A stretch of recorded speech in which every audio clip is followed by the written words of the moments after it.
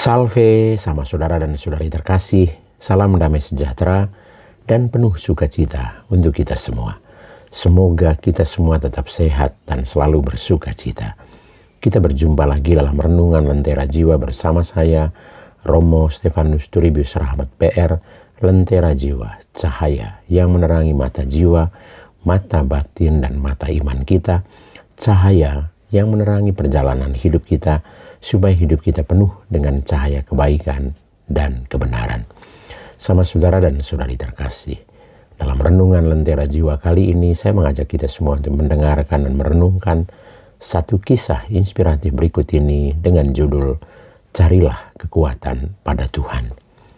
Sama saudara, para sahabat segenap keluarga terkasih, sebuah desa di Vietnam Selatan pada tahun 1968 mengalami mujizat pertolongan Tuhan yang luar biasa.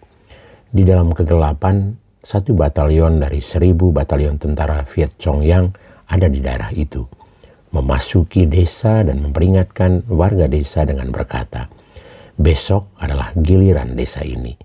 Jadi, jika kalian merasa harus meninggalkan desa ini, tinggalkanlah desa ini sekarang juga. Sebagian besar penduduk desa itu adalah orang Kristen. Mereka saling mencari dan bertemu satu sama lain.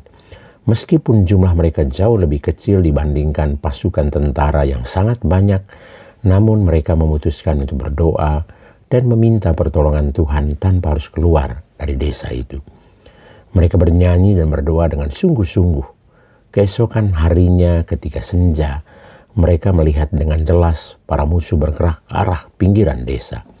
Beberapa hari kemudian, sebagian tentara Viet Cong yang tertangkap dan dibawa masuk ke desa untuk dipenjarakan.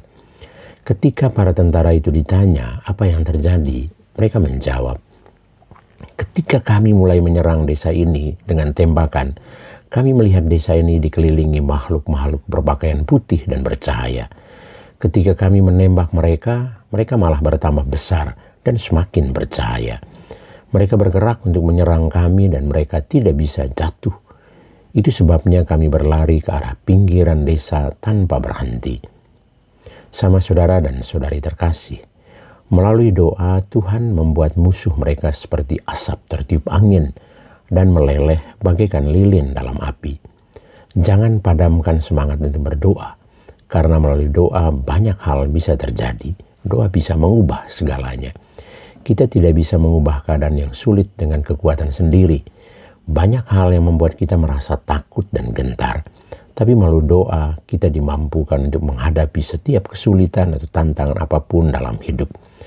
Jika saat ini kita berada dalam ketakutan atau kegelisahan karena penyakit, karena ekonomi, ujian, atau juga dengan berbagai macam situasi akhir-akhir ini yang mencekam di negara Indonesia ini, atau juga keadaan lain, dikhianati pasangan, masalah keluarga, hutang piutang, dan lain-lain sebagainya, datanglah kepada Tuhan dalam doa.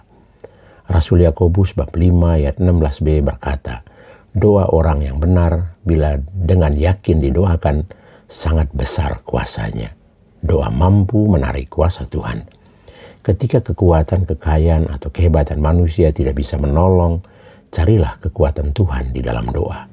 Karena itu dalam kitab Yudas bab 1 ayat 20, akan tetapi kamu, saudara-saudaraku yang kekasih, bangunlah dirimu sendiri di atas dasar imanmu yang paling suci dan berdoalah dalam Roh Kudus. Kita adalah pribadi yang dikasihi Tuhan, jadi Tuhan siap untuk menolong kita, asalkan hati kita terbuka untuk percaya kepadanya. Kita mohon selalu dalam doa-doa kita kepada Tuhan agar kita selalu mencari kekuatan pada Tuhan. Tuhan Yesus, terima kasih atas jaminan yang Kau janjikan dan akan kami peroleh ketika kami berdoa. Ajarilah kami untuk percaya pada kuasa-Mu. Jangan biarkan kami bermain dengan logika kami sendiri ketika meminta pertolongan-Mu untuk menyelesaikan masalah hidup kami. Tetapi biarlah iman kami yang berperan, agar kuasa-Mu dapat bekerja secara luar biasa di dalam kehidupan kami. Tuhan Yesus memberkati kita semua. Amin.